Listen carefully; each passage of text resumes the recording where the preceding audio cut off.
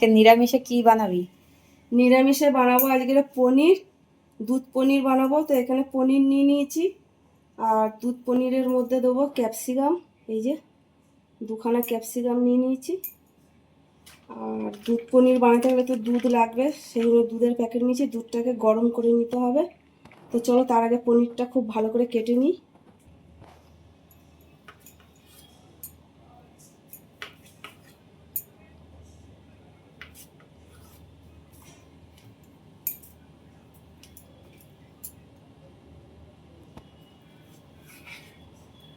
ছোট ছোট পিস করে নেব।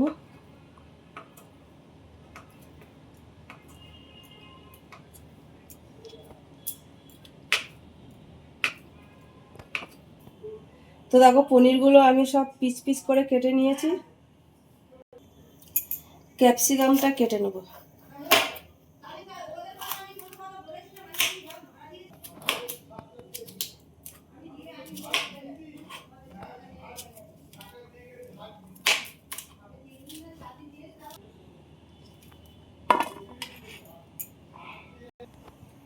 পনিরগুলো ভাজার জন্য দিয়ে দেবো কড়াইতে।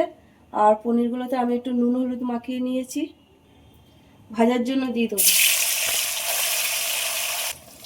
পনিরগুলো ভাজার জন্য উল্টে দেবো।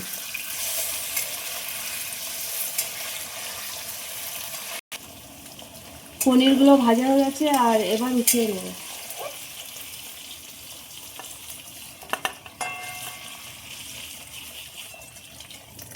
ওই তেলের মধ্যে ক্যাপসিকামগুলো ভেজে নেব।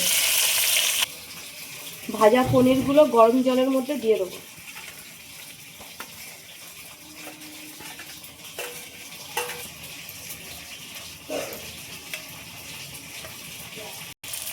ক্যাপসিকামগুলো ভাজার জন্য নেড়ে দেবো।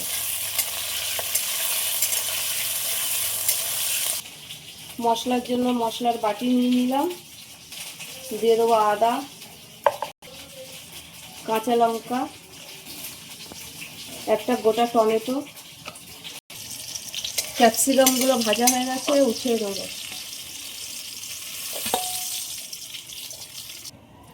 ওই তেলের মধ্যে ফোড়নে দেবো গোটা গরম মশলা, জিরে, দুটো শুকনো লঙ্কা আর তেজপাতা। আদা, কাঁচা লঙ্কা, টমেটোর পেস্টটা দিয়ে দেবো। দিয়ে দেবো নুন, একদম অল্প হলুদ। ভাজার জন্য খুব ভালোভাবে নেড়ে দেবো। আবারও মিক্সি বাটি নিয়ে নিলাম, দিয়ে দেবো পোস্ত, কাজু বাদাম, টমেটো আর কাঁচা লঙ্কা, আদা বাটাটা খুব ভালোভাবে কষানো হয়ে গেছে। পোস্ত, কাজু বাদাম বাটাটা দিয়ে দেবো। আবারও খুব ভালো করে ভাজার জন্য নেড়ে দেবো। সব মশলা খুব ভালোভাবে কষানো হয়ে গেছে। এবার পনিরটা যে জল দিয়ে ভিজিয়ে রেখেছিলাম, সব জল শুদ্ধই দিয়ে দেবো। খুব ভালোভাবে মিশিয়ে দেবো।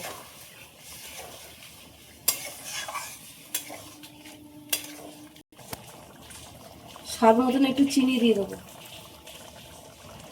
ফোটার জন্য ঢাকা দিয়ে দেবো। ভেজে রাখা ক্যাপসিকামগুলো দিয়ে দেবো।